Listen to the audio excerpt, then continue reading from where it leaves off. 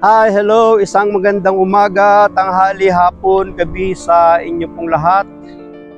Anong oras man ninyo na napapanood ang bidyong ito, tayo po muli ay tutunghay ng ating pagbasa para sa araw po naman ng Huwebes, February 29, taong 2024. Hahanguin natin ang mabuting balita sa Ebanghelyo ni San Lucas, Kabanatang 16, mga talatang 19 hanggang 31.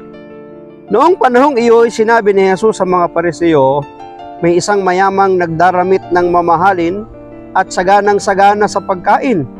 Araw-araw at may isa namang kulubing nagngangalang Lazaro, tadtad ng sugat na nakalupasay sa may pintuan ng mayaman upang mamulot kahit ngumong nahuhulog mula sa hapag ng mayaman. At nooy nilalapitan siya ng aso at dinidilaan ang kanyang mga sugat. Namatay ang pulubi at dinala ng mga anghel sa piling ni Abraham. Namatay rin ang mayaman at inilibing.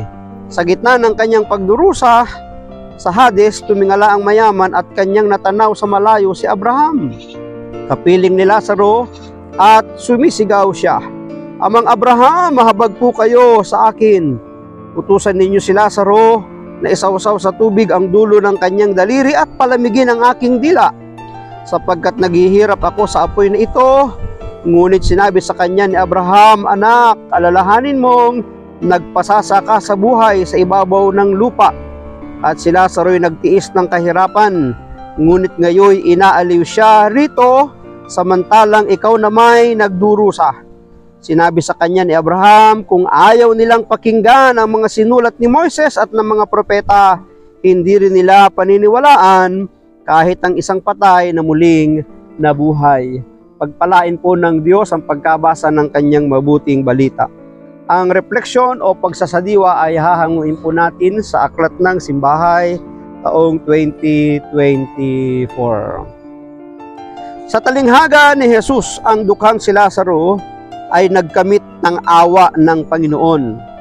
Sa katapusan ng kanyang buhay ay siya'y napunta sa langit. Tingnan po ninyo ha, dalawang larawan ng tao sa ating pong pagbasa na siyang nagpapakahulugan at naglalarawan din ng dalawang tao sa kapanahunan, isang mayaman at isang mahirap.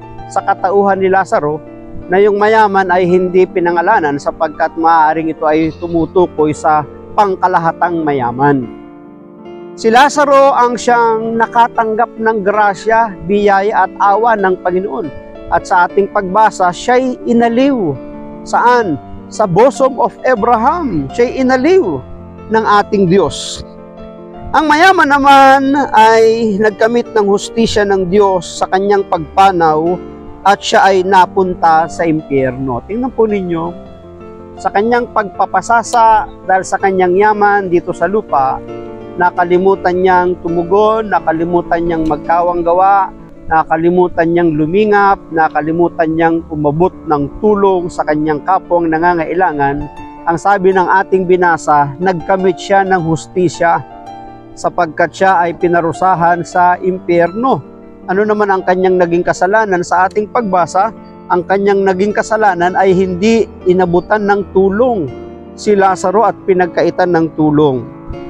Si Lazaro ay umasa lamang sa awa ng Diyos, ngunit ang mayaman na nakasalig sa kanyang yaman ay naging bulag sa paghihirap ni Lazaro na maaari naman niyang tulungan. Tingnan po ninyo, sa dami ng kanyang tinatangkilik, hindi niya masasabing wala siyang pangtulong. Sagana siya sa pangtulong. Kaya lang nandoon na yung kanyang pag-uugali na naging bulag siya sa pangailangan ni Lazaro.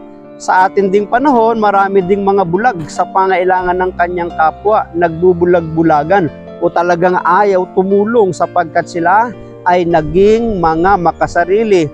Pero tatandaan natin, hindi po masama ang maging mayaman. Ang gusto ng Diyos tayo ay maging masagana at mayaman. Ang nagiging masama lamang kapag tayo ay sumagana at yumaman ay yung maging madamot sa ating kapwa. Yung hindi marunong tumulong sa ating kapwa. Pa sa impyerno ang mayaman, pinalagpas niya ang pagkakataong magkawang gawa sa kanyang kapwa. Sa ating buhay, kunin natin ang bawat pagkakataon na magbigay ng ginhawa sa iba sapagkat maikli lamang ang ating buhay at hindi natin batid kung hanggang kailan tayo iiral. Kaya tatandaan po natin, ikaw ay pinagpapala, pinasasagana, pinagiginhawa ng Panginoon para maging extension ka ng kaginhawahan din ng iyong kapwa na dumaranas ng kahirapan. Maraming salamat at pagpalain tayo ng ating Panginoon. Ang akin lang palaging sambit, I love you with the love of the Lord. Bye-bye and bye-bye.